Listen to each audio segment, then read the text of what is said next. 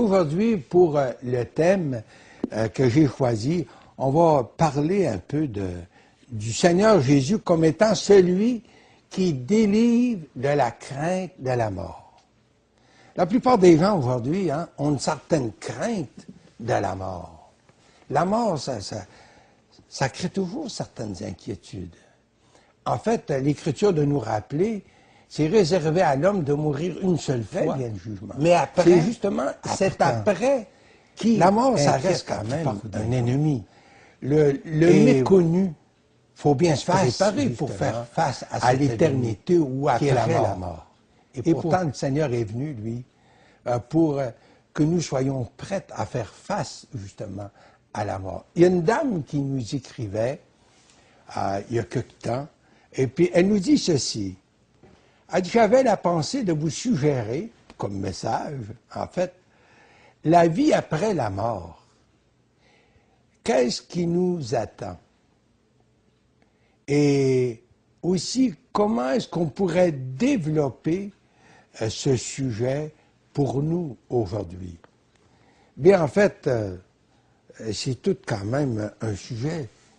Et pourtant, on a quand même dit dans le passé que la mort, c'est comme une certaine justice pour tous les hommes, les riches comme les pauvres, les bien nantis comme justement les ignorants. Bien, tout le monde meurt, parce que le salaire du péché, c'est la mort. Et alors, justement, vous et moi, le jour va venir où on devra faire face à la mort. Si on n'est pas prêt à mourir, on n'est pas prêt non plus à vivre.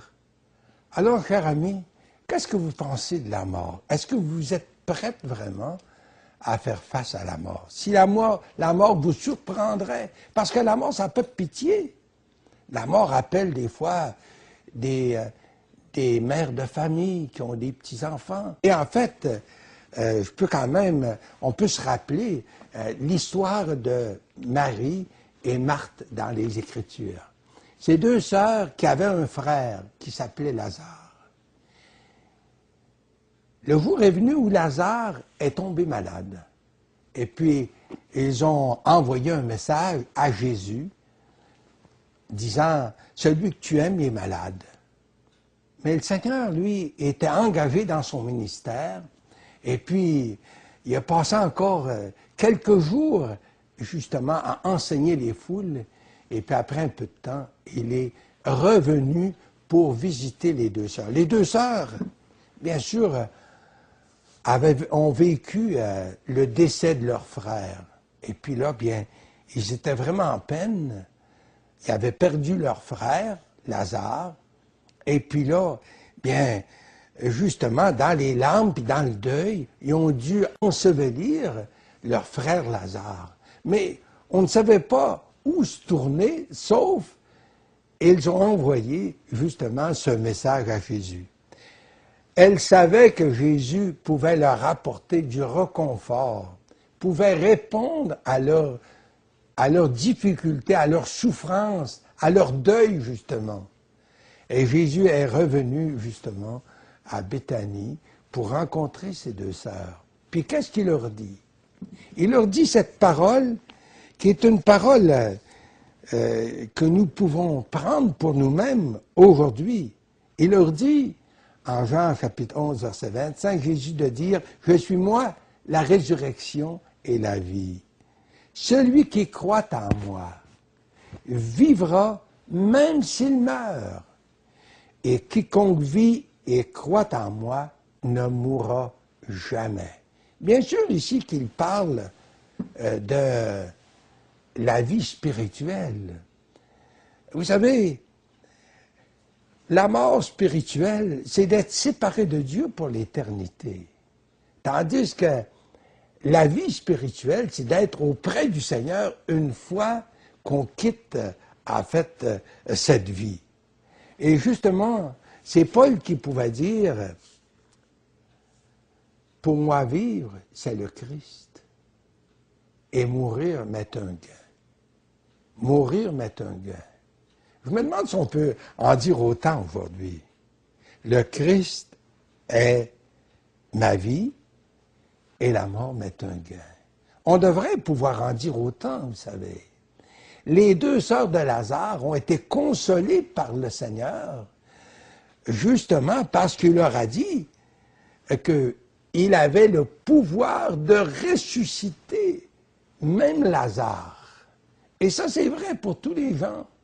C'est la promesse qu'il a pour nous. Pas nécessairement physiquement, mais le jour va venir, par exemple, où le Seigneur va vraiment ressusciter ces corps mortels que nous possédons. Mais pour ce faire, comme Jésus l'avait si bien dit à Marthe et à Marie, « Celui qui croit en moi ».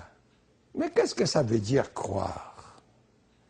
Croire dans le Seigneur, c'est vraiment de nous confier à lui, de l'accepter lui comme sauveur personnel. C'est vraiment de lui confier le salut de notre âme. Lui, Jésus, a répondu d'une manière parfaite à la justice de Dieu pour vos péchés, les miens. C'est notre péché qui cause la mort spirituelle. Et justement, le Seigneur est venu pour répondre à la justice divine, pour nous accorder, en fait, le pardon, puis nous assurer de la vie éternelle. Mais pour ce faire, il faut croire, il faut accepter Jésus comme sauveur personnel. Et chers amis, vous qui m'écoutez présentement, est-ce qu'il y a un temps dans votre vie, vraiment, vous vous êtes tourné vers le Seigneur pour justement l'inviter comme votre sauveur? Est-ce qu'un temps vous avez compris d'abord que vous aviez vraiment besoin de lui dans votre vie? Cher ami, vous pourriez le faire même aujourd'hui. Oui, vous pourriez dire dans une simple prière, une prière sincère, « Seigneur, je reconnais que je suis un pécheur et que je mérite seulement l'enfer puis le jugement. Mais toi, Seigneur, tu es mort pour effacer mon péché. Pardonne-moi, Seigneur.